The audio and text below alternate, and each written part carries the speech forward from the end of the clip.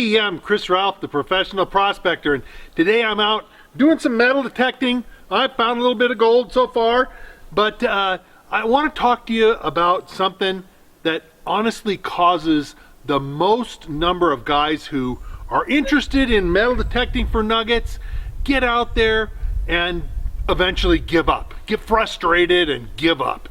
Now, if you want to learn what the secrets are that keep people from getting frustrated and giving up, what the problem is, and how to deal with it, well, hang on to this video. Stay tuned to the end because I'm going to be talking all about hot rocks and mineralized ground. And yeah, that's what bothers people, because most often new guys will get a good BLF type metal detector, and this Gold Monster 1000, that's one of them, but there's a number of them on the market. Fisher makes a Gold Bug 2, that's a good detector. There's, like I say, a number of high frequency, very sensitive, gold oriented nugget detectors. And the problem is they buy one, they may or may not read the manual, but usually that doesn't make that much difference. And they get out to a gold area. This is an old gold mining area, and they swing their detectors and get something like this.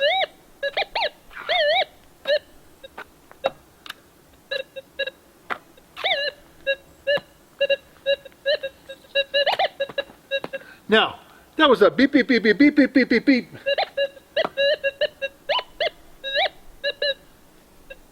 You know, there's beeps all over the place. Was any of those gold? You know, the problem is most places that have gold have hot rocks. There's a few exceptions, not very many. And you know, you got to be able to deal with those hot rocks to recognize them and understand and how to get the best out of your detector. And that's what I'm going to talk about today. Now, hot rocks are a problem because, well, I got to tell you, rock is a whole lot more common than gold. Who'd have thunk it? But the gold, you know, nuggets of gold large enough for your detector to see are, you know, pretty unusual. They're just not common in most places. And iron, which makes up these hot rocks, most of these hot rocks are iron-rich rocks. Basically what happens is your metal detector, you need to balance to the ground, and by going through a procedure of pumping the coil, now this Gold Monster has an automatic ground balance that I can't even turn it off, and actually that's a disadvantage, that I can't turn it off even when I want to. But you can ground balance, get the detector to be quiet, and then you start swinging and you get all kinds of signals. And you know, the problem is that iron minerals, and it's not metallic. There is metallic iron trash, but that's a whole nother story. Iron-rich rocks and minerals are pretty common because actually the Earth's crust is actually 5% iron. And so if you picked up 20 pounds of rock, on average, a pound of that would be iron. Whereas, you know, on average, the pound of gold in an average 20 pounds of rock, the amount of gold would be a speck too small for you to see. That's how rare gold is. But iron, it's the third most common element on the planet's crust. So when you get out, surprise, surprise, you find rocks. You find rocks that are rich in iron. And they set your metal detector off, because what happens is the iron minerals react to the magnetic field that your coil is putting out in your metal detector. So gold is pretty rare, and when you go out, it's very, very common that you might find tens or hundreds or even thousands of these little hot rocks as you go over. So you've got to be able to deal with it. You just can't. You got to be able to deal with it. And there's different techniques. You got to understand that hot rocks are common in a lot of places. The other thing that you get to is that there are minerals in the ground. See, the iron, we talked about the iron in the Earth's crust, even though it's not metallic iron, it's iron minerals. A lot of these minerals have magnetic properties.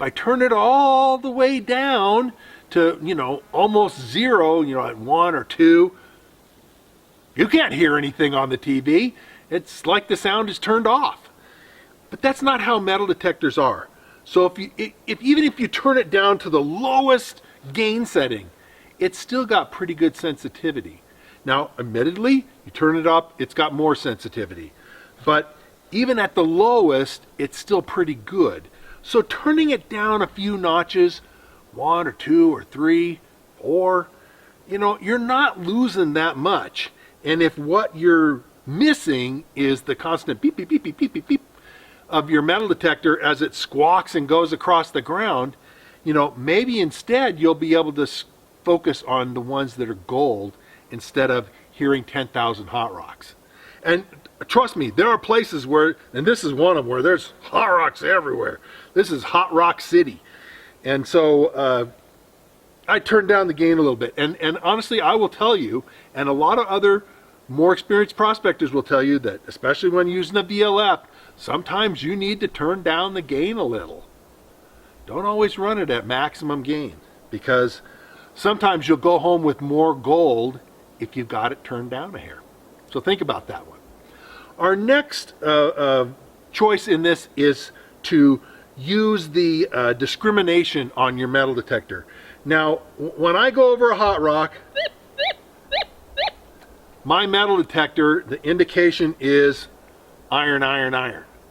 It's not metallic iron, but it's similar to the reaction that I would get if I were going over a chunk of tin can or a broken off end off a nail.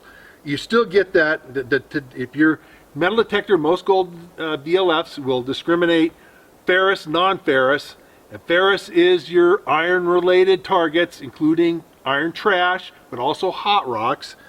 You can go over that. Now, using discrimination is a two-edged sword, because no discrimination is 100% effective.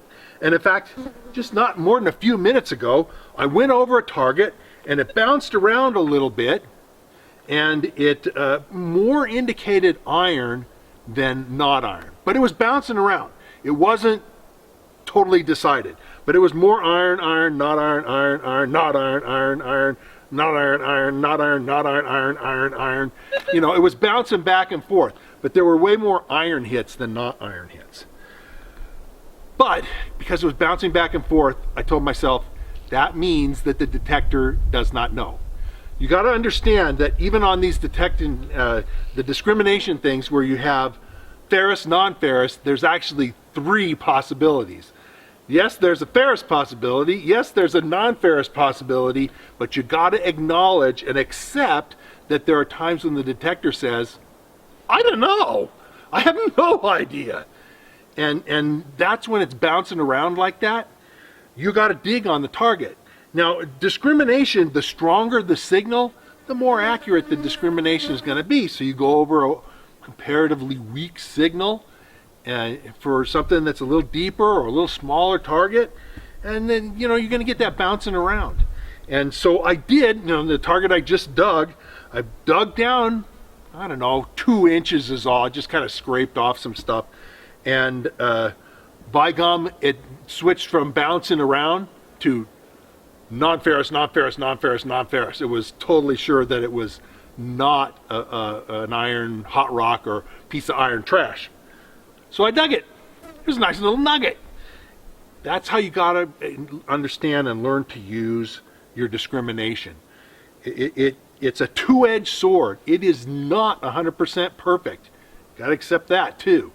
And so you only ignore a target when you get, just confirmed iron, iron, iron, iron, iron, iron, iron. When it just I can go over this 100 times, and every single one of them is iron. The detector is 100% sure. No problem walking away from that. But if it's bouncing around, it could be a nugget. So that's my 3rd suggestion. My 4th suggestion is, it doesn't apply to all hot rocks, but a good number of them will give an unusual sound that doesn't sound like gold or even other non-ferrous target, whether it be a bullet or something like that. And it's called a boing sound. And this is what the boing sound sounds like. Bow, bow, bow, bow.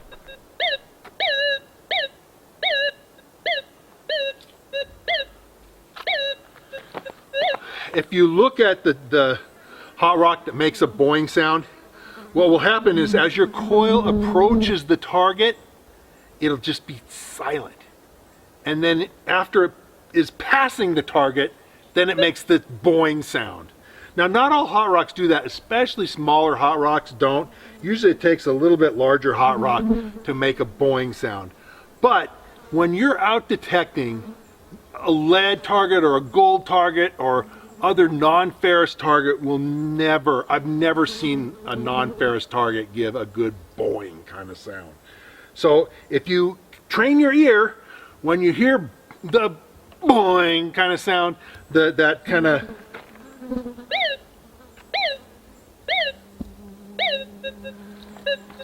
when you hear that kind of sound, after you have experienced prospectors will do this, they'll hear that kind of sound and they'll know you can walk away from that one. And you know, for confirmation, you can look at the discrimination, and it's also saying iron, iron, iron. So discrimination by ear is my fourth suggestion. My fifth suggestion is discrimination by raising the coil. Now, on hot rocks will make a loud sound when your coil is right next to it. But as you raise it up, now I'm getting a real weak sound. And this high, I got nothing. And I'm right over the top of that hot rock. This is because of the way that hot rocks work with the VLF detector. You know, the distance from the hot rock drops off much faster than if it was a metal target. So if I had a bullet or a brass casing or something like that, you know, as I raised the coil, it would slowly get weaker and weaker and weaker. But on hot rock, man, it just gets weaker real fast. And that's one of the ways that you can discriminate. That's another confirmation for discrimination. And you know, it varies some with the size of the hot rock, but that is why you really only dig hot rocks usually near the surface. You know, you can dig you know, a hot rock that's at or near the surface, but if you're in gravels that are a foot deep and there's a, you know, moderately hot rock, you'll go over it a foot high, a foot above that hot rock, you won't hear it because the distance thing. You know, that's another way you can discriminate out hot rocks. Works best when there's only a few of them, because you have to do, if you're getting all kinds of hot rocks like that, yeah, that's hard to test each one. For lots of hot rocks, I just use the discrimination display, but it's got to be sure, remember? Okay, my sixth suggestion, like I'm starting to get into the DraStic level, right? So, you know, if doing all these things like turning your gain down, looking at your discrimination, you know, listening for boing sounds and all of that kind of stuff isn't working. Especially this works, you know, when you have situations where the ground itself is so hot that you can't really ground balance to it. I mean, you get like this and you're going, and the detector isn't ground balancing. This is one of the ones where, you know, it's more drastic and you will lose sensitivity. And this is to ground balance to the hot rock. See, this hot rock is so hot. That hot rock is so hot, and the Minelab Gold Monster doesn't allow for turning the ground balance, automatic ground balance off. I can't really ground balance to that hot rock. But that is a technique that's used sometimes, and again, it's pretty drastic, that will help you deal with hot rocks, is to ground balance to the hot rock, then lock your ground balance in, if you have a detector that can do that. This can't. And then once it's locked in, then you can go around and ignore the hot rocks. You may find that your detector is more sensitive to some of the ground stuff, and you may still need to turn the gain down some. But again, it's about the gold that you find and take home. It's not about the gold that you miss. So if you miss a few little pieces, but you find more, you're better off even doing these drastic things. Now, my final and seventh most severe answer to dealing with hot rocks and mineralization in the ground is to buy a pulse induction detector. Now, this may cost you several $1,000s. That's pretty drastic. I admit it, but I have, a couple of pulse induction detectors, several, and I use them in cases where the ground is really mineralized and have to deal with hot rocks, because I could take out, one of my pulse detectors instead of hearing all this beep beep beep beep beep beep beep beep beep beep beep beep. I would be hearing nothing. It would just go silence, silence, silence, silence, silence. Now, you're going to lose sensitivity with your pulse induction detector, because I can see smaller gold with this gold monster than I can see with any of my pulse induction, and I have some sensitive pulse induction machines. But it's the most drastic option. Get out and spend a few $1,000s and buy a new detector. Most detectorists that are experienced and do a lot of prospecting have more than one detector, and will have a VLF that's sensitive and a pulse induction machine that they're able to choose, because they're like tools. If you told me, well, what hammer is the best hammer for tightening a bolt? It's like, I don't tighten bolts with a hammer. I tighten bolts with a wrench. Oh, what wrench is best for hammering in nails? I don't hammer in nails with a wrench. I hammer in nails with a hammer. Right tool for the right job. And that's what the pulse induction versus the VLF kind of thing is.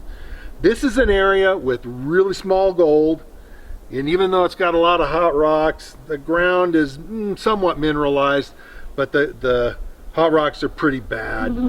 And so I'm here because the gold is so small. I'm here using my gold monster, and I'm basically doing what I need to do to find the gold that's here. That's what it's all about, finding the right gold. So, let me continue. So one more thing I want to talk about that we haven't talked about so far is mineralized hot spots in the soil. Now, this is something that you'll experience, even I've experienced it plenty of times, even with pulse induction detectors, but certainly with VLFs, where basically what you have is an area in the soil, not a specific hot rock per se, but just an area of the soil that's iron enriched and that kind of stuff. And so you may get what sounds like a good deep target. That's what I normally go over with my pulse machine in a place like that. And it's like, ooh, that sounds like a good deep target. And you start digging down, and now normally when you dig down on a target, the target should get louder and louder, right? But when you're digging on a hot spot, it won't necessarily get louder. It may even get quieter, or it may stay the same.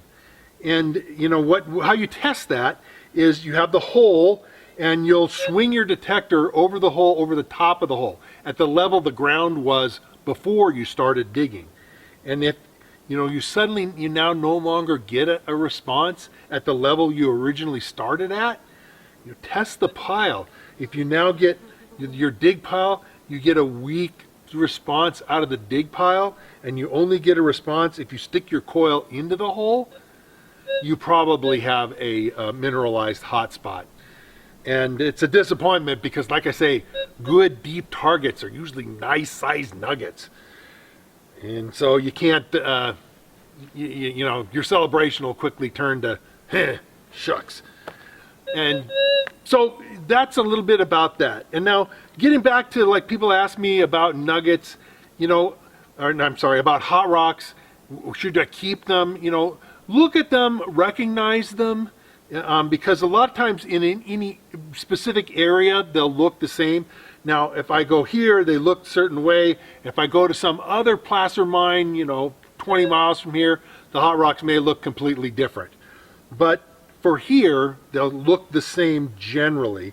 And so once you learn what they look like, you'll pull them out of the ground. It's like, oh yeah, that's another one of these rocks. These red, brown, black, irony rocks, and you'll be able to toss it or do whatever. You don't need to keep it.